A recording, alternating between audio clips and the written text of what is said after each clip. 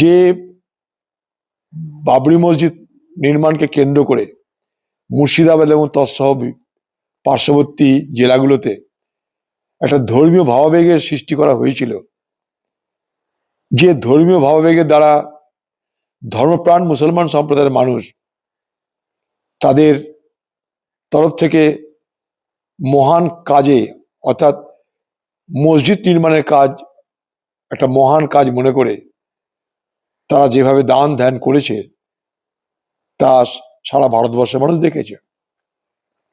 ভারতবর্ষে অনেক মসজিদ নির্মাণ হয়েছে, কিন্তু এইভাবে কোনো মসজিদ নির্মাণকে কেন্দ্র করে মানুষের আবেগ এবং গরিব মানুষ ধর্মপ্রাণ মানুষ মাথায় করে ইট বয়ে নিয়ে এসে ইট খরিদ করে সিমেন্ট বালি খরিদ করে যেভাবে মসজিদ নির্মাণে সহায়তা করেছে তা কিন্তু আমরা এর আগে দেখিনি, অদৃষ্টপূর্ব, যেগুলো আগে আমরা কখনো দেখিনি।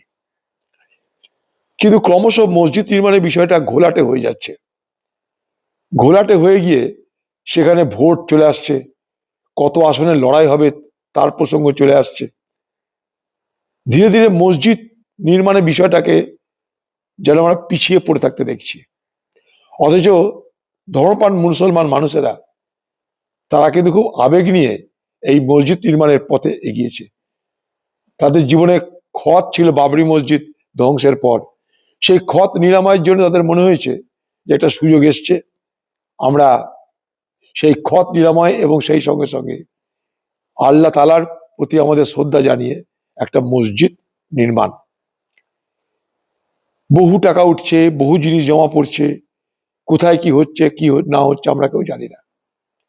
আমরা জানি না মানে এই কারণে বলছি যে সাধারণ মানুষ তা জানে না।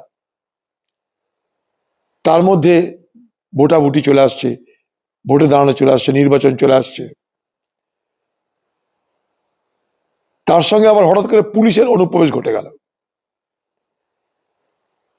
গোটা বিষয়টাকে তালগোল পাকিয়ে দেওয়ার জন্য এগুলো হচ্ছে কিনা এটা আমার কাছে বড় প্রশ্ন।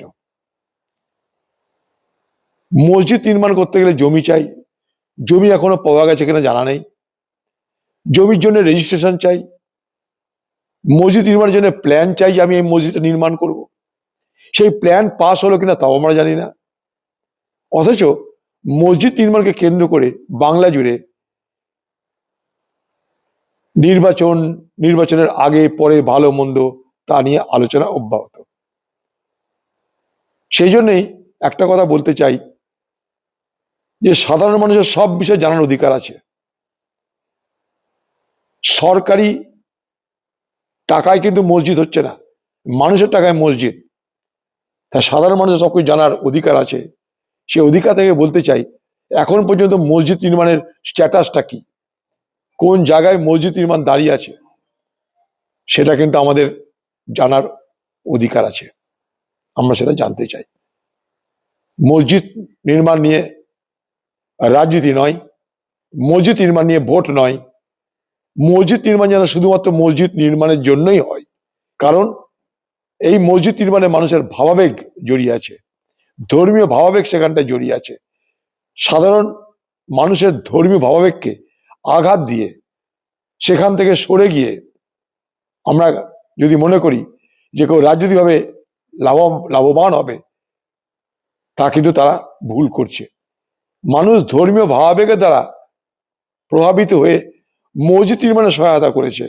মসজিদ নির্মাণে সহায়তা করা মানে এটা নয় যে সেই মসজিদ নির্মাণকারীরা কোনো পার্টি করবে, ভোট করবে, ভোটের পর ক্ষমতা ভাগাভাগি তাদের নিজের ভাগ চাইবে, তার জন্য মানুষের মাথা ব্যথা আছে, ব্যাপারটা কিন্তু তা নয়।